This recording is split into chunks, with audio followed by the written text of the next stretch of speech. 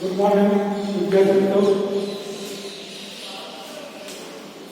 આગલા વિડીયોમાં આપણે બહુપદીના સરવાળા બાદબાકી શીખી ગયા. આજે આપણે નવું શીખીશું બહુપદીના ગુણાકાર. તો એ બહુપદીના ગુણાકાર 4 પ્રકારના.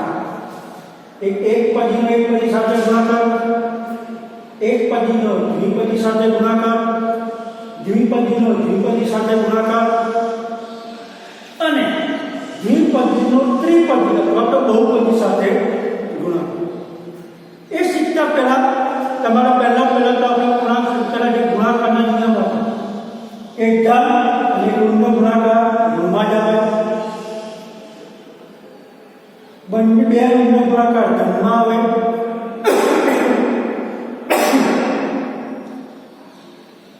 આ બે નિયમના ઉપયોગ બરાબર મગજમાં કરો, પ્રેક્ટિસ કરો અને બે નિયમો ધ્યાન રાખો. બધા આપણને સ્ટેપ બાય સ્ટેપ એક પદીનો એક પદી જોડે આવડી ગયો, એક પદીનો દ્વિપદી એમ આવડી જશે. એક પદીનો દ્વિપદી જોડે આવડી ગયો તો દ્વિપદીનો દ્વિપદી સાથે આવે. સૌથી વધારે પ્રેક્ટિસ આપણે એક પદીનો એક પદી સાથે ગુણાકાર આવડી જાય ફટાફટ. ના તો શીખીએ આપણે ચાલુ કરીશું. સાદું જોઈએ આપણે 2 ગુણ્યા 3. તો પહેલા બરાબર 6 ઋણ 5 ગુણ્યા 2. ચલો એક ધન ઋણ 5 ગુણ્યા 10 તો આપણને આવડે છે. અને ધન ને ઋણનો ગુણાકાર ઋણમાં જ આવે. ઋણ 3 ગુણ્યા ઋણ 5. આમ તો ઋણ સંખ્યા કોષમાં લખવી પડે, ના લખે તો પણ ચાલે. 5 તારીખ 15 ધન ને ઋણનો ગુણાકાર ઋણમાં, 2 ઋણનો ગુણાકાર ધન. એક ધન ને ઋણનો ગુણાકાર ઋણમાં, 2 ઋણનો ગુણાકાર ધન. આ તો આપણે સંખ્યાવાળા ગુણાકાર છઠ્ઠા સાતમા બંનેમાં છે. અહીં તો આપણે 4 અને 8 ગુણાકાર છે. તમને આવ્યું કે 2 ગુણ્યા x. તો સંખ્યા અને ચલનો ગુણાકાર કરો તો સંખ્યા અને ચલના ગુણાકારની વચ્ચે સીધો જ ગુણાકાર કરો તો 2 ગુણ્યા x 2x. એટલે બીજું વસ્તુ ગુણાકાર કર્યું. ચલ અને સહગુણાકાર એટલે ગુણાકારની નિશાની વચ્ચે ગુણાકારની નિશાની કરવામાં આવતી નથી. એનો મતલબ 2 અને x વચ્ચે ગુણાકારનો સંબંધ છે. 2 ગુણ્યા 3 તો ચાલે છે સહગુણાકાર છે. જ્યારે અવગુણાકાર હોય તો પહેલા સહગુણાકારનો ગુણાકાર કરવાનો અને પછી ચલનો ગુણાકાર. પછી તો એક પણ ચલ છે, બીજામાં ચલ નથી. એ તમને ખબર પડી ગઈ. 3 ગુણ 6 અને 1 પહેલા સહગુણાકારનો ગુણાકાર કરો.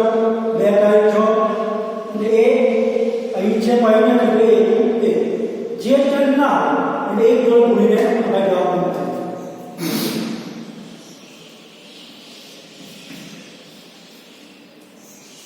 ઋણ 2 ગુણ્યા 4. તો અહીં ચલ છે કોઈ નથી.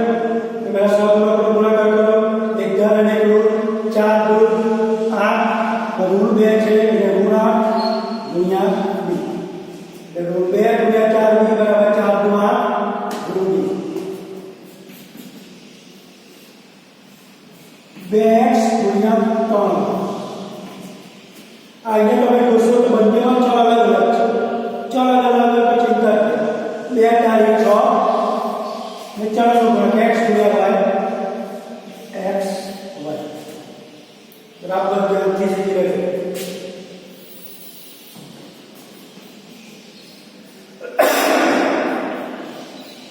x ગુણ્યા y એ સહગુણાકારની ફક્ત ચલ જ છે. ચલનો ગુણાકાર કરો તો શું કરવાનું? બંને ભેગા કરો x ગુણ્યા y x y.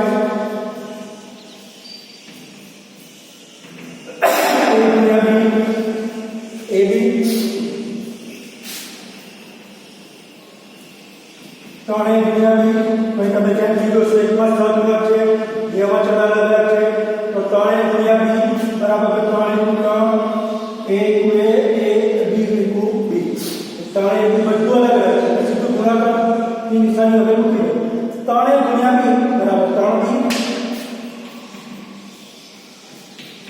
એ ગુણ્યા એ આમાં ધ્યાન રાખવાનું. જ્યારે બંને બાજુ ચલ સરખા અને ચલોનો ગુણાકાર કરવો હોય તો ફક્ત એની ઘાત જોડીને લખી જાય. આપણે ગુણ્યા છે એ ગુણ્યા એ બરાબર એનો વર્ગ. સરખા ચલ હોય તો ચલનો ગુણાકાર કરી મૂકવો હોય તો ચલની ઘાત જોડી મૂકવો. એની એક ગુણ્યા એની બરાબર એની બે. x વર્ગ ગુણ્યા x બે ચલ સરખા છે એટલે x ની 2 અને x ની 3 x વર્ગ ગુણ્યા x બરાબર x નો ઘન.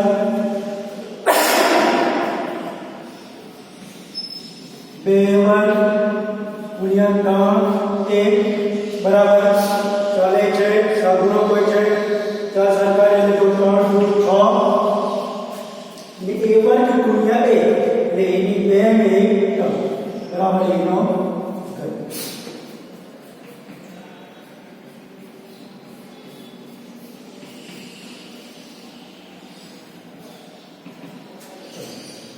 રૂટ 5xy ગુણ્યા 2 એકદમ ને ગુણ છે એટલે સીધું જવાબ ગુણમાં આવશે. 5 દૂર 10 અહીં x છે y છે નથી xy ગુણ્યા x બરાબર x વર્ગ x ની 1 2 ડિવાઇડ 1 બરાબર 2 એ 7 થી નાખો.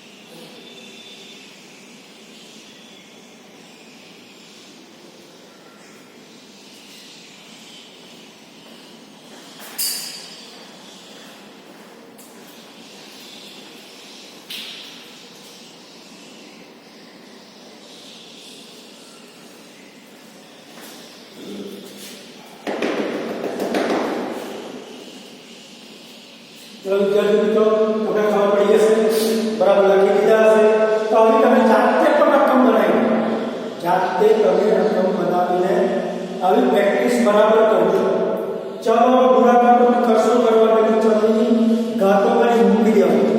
અલગ અલગ ચલો હોય તો ભેગા કરી મૂકી દેવાની. એ વસ્તુ કરવાનું નથી. આ છે એક પદીનો એક પદી સાથે ગુણાકાર.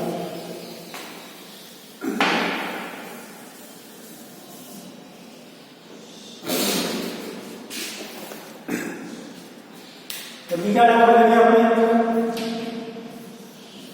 3x गुणिया 2 तो ध्यान से रखो तो कई करो चलो अलग अलग चलने x गुणिया y x તમે બોલ્યા હો ફક્ત સહગુણકો ગુણાકાર કરો. 3x ગુણ્યા 2y બરાબર 3 * 6 x ગુણ્યા y બરાબર x. હવે ઉદાહરણ કોઈ તમે અલગ અલગ આપણે તો બોલી આવતું 3x ગુણ્યા 2y 3 * 6x હોય બોલે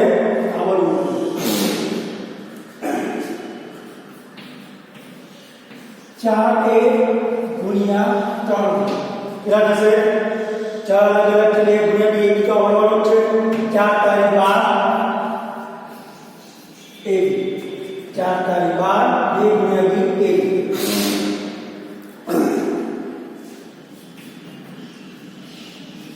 5a વર્ગ ગુણ્યા 3b બરાબર. અહીંયા અલગ અલગ ચલ છે એટલે a વર્ગ ગુણ્યા 2 a વર્ગ ની 3 અને સહગુણકો ગુણાકાર કરો 5 તારી 15 a વર્ગ ગુણ્યા b બરાબર a વર્ગ b બરાબર a વર્ગ b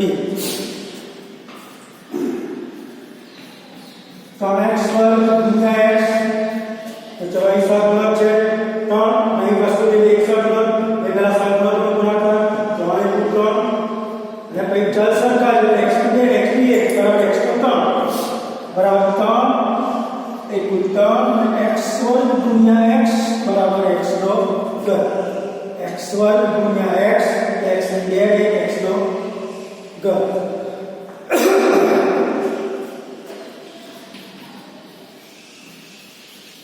2b ગુણ્યા 3b ને ચલો b સરખા છે પણ એ નથી તો સીધું આવડે 2 ગુણ્યા 3 બરાબર 6a 2 ગુણ્યા 3 બરાબર 6a b ગુણ્યા b વર્ગ બધાના આવશે b ની 2 ને 1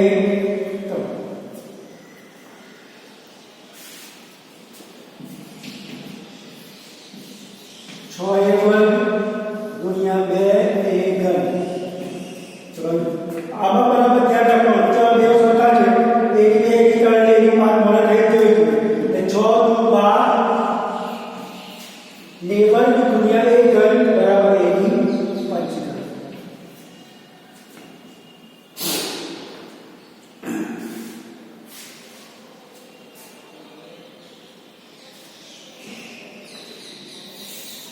ઋણ હોય તો થોડું ધ્યાન રાખીશું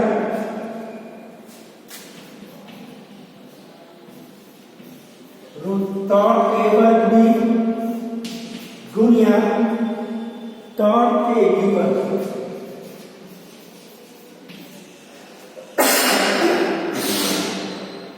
ચલો એક ઘન ને ઋણ ચાલ સરખા ચાલોમાં જો a ની 2 b ની 1 a ની 3 ઘાત b ની 1 b ની 2 b ની 3 ઘાત પણ એક ધન છે ને ઋણ છે ઋણ 3 ગુણ્યા 3 બરાબર ઋણ 9 a વર્ગ ગુણ્યા a બરાબર a ઘન ને b ગુણ્યા b વર્ગ બરાબર b ઘન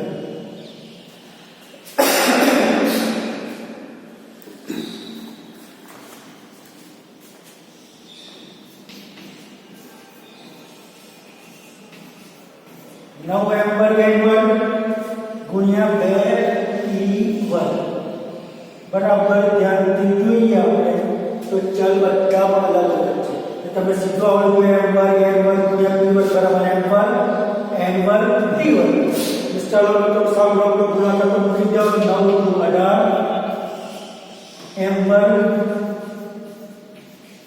n વર્ગ p વર્ગ ઋણ 4 x વર્ગ y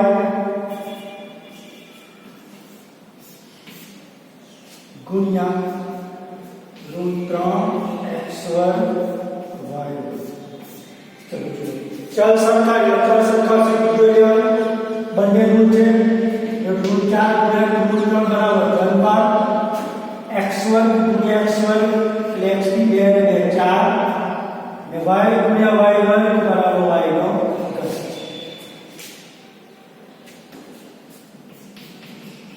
2x ચતુર્ઘાત ગુણ્યા ઋણ 3x વર્ગ બરાબર ધ્યાનથી જુઓ તો 3 * 6 પણ એક ઘનને ઋણ છે એટલે ઋણ 6 ને x ચતુર્ઘાત x વર્ગ x ની 4 ને 2 x ની 6 એટલે થશે x ની ચતુર્ઘાત નો x નો વર્ગ બરાબર x ની 6 આની બરાબર પ્રેક્ટિસ કરો હિસાબ ગુણાકાર આપણને આવડવાનો છે જો એક પદી જો આપણને આવડી ગયું તો પછી આખી લાઈન છે એક પદીનો દ્વિપદી જોડે દ્વિપદીનો દ્વિપદી જોડે દ્વિપદીનો ત્રિપદી જોડે બધા આપણને એમ આવશે થોડાક નિયમો યાદ રાખવાના એક ધન અને ઋણનો ગુણાકાર ઋણમાં આવે બે ઋણના ગુણાકાર ધનમાં આવે તો પછી આની પ્રેક્ટિસ લખી દો બરાબર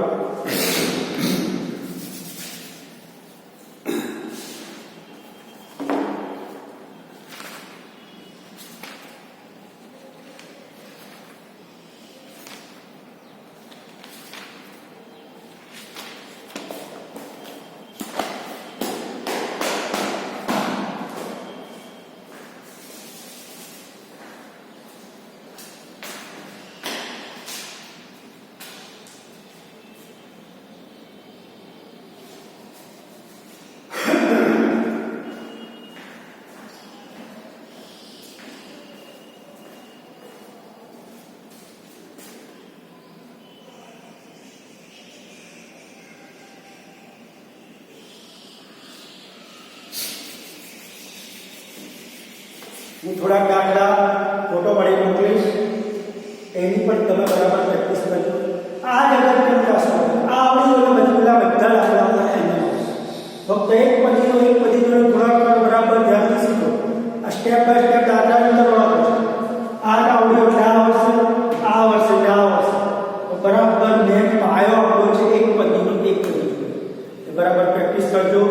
ચોપડીના દાખલા ગણજો, સ્વાધ્યાય પદ્ધતિઓ જૂની પડીઓ તો એના દાખલા ગણજો. ગમે તેટલી દાખલા સુધી તમે જાતે પણ રકમ બનાવીને દાખલા ગણા. લેડી બરાબર પ્રેક્ટિસ કરજો. Thank you.